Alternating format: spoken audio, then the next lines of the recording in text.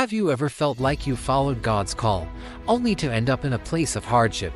You stepped out in faith, expecting blessings and abundance, but instead, you found yourself facing a famine. If that sounds familiar, you're in good company. Let's talk about Abraham, the father of faith. And a time when his journey hit a major roadblock. God made a huge promise to Abraham. He said, "Go to the land I will show you, and I will make you into a great nation." So, Abraham packed up everything, left his home, and journeyed to Canaan, the promised land. He arrived, built an altar, and worshiped God. Everything seemed to be falling into place. But then, disaster struck. Genesis chapter 12 tells us, "Now there was a famine in the land." Wait, what? A famine? In the promised land? This wasn't what Abraham signed up for. He was promised blessings, a great nation, a land flowing with milk and honey. Instead, he got drought and starvation. Can you imagine the confusion and doubt that must have flooded his mind? Did I hear God wrong? Did I make a mistake? Is this really the place God wants me to be? This is a moment so many of us can relate to. We start a new career, a new ministry, or a new chapter in life, feeling confident it's God's will. Then, the challenges hit. The finances dry up, relationships get strained, or our health takes a turn. The famine arrives, and we start questioning everything. It's in these moments that our faith is truly tested. What do we do when God's promise and our reality seem to be in direct opposition? Let's see what Abraham did. He saw the famine, and his first instinct was survival. He packed up again and headed down to Egypt, where there was plenty of food. On the surface, this seems like a logical, practical decision.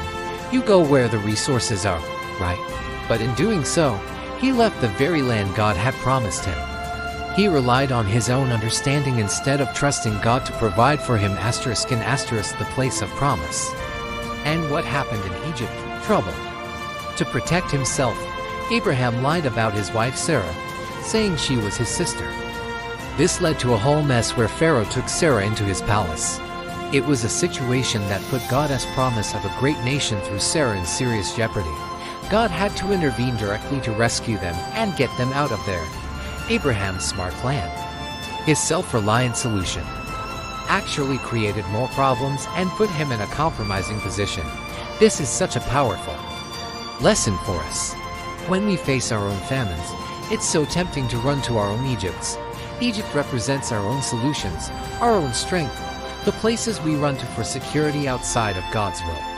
It could be a questionable business deal, a compromising relationship, or simply trying to control every outcome ourselves. We think we're being smart and practical, but often, we're just stepping out from under God's covering. The story doesn't end there, though. Abraham eventually returned to the promised land. Back to the very spot where he first built an altar. He came back to the place of worship and communion with God. He made mistakes, for sure, but he didn't stay in his Egypt. He returned to the place of promise, and it was there, in that land, through many more trials and tests, that God fulfilled his incredible promises to Abraham. So, what does this mean for you and me today? If you're in a famine right now, take heart. First, know that hardship doesn't mean you've missed God's will. Sometimes, the famine is part of the journey in the promised land. It's a test designed to deepen our trust and reliance on Him. Second, be careful of running to your own Egypt. It might look like an easy fix, but solutions born of fear rather than faith often lead to bigger problems. Instead, let's choose to build an altar right where we are.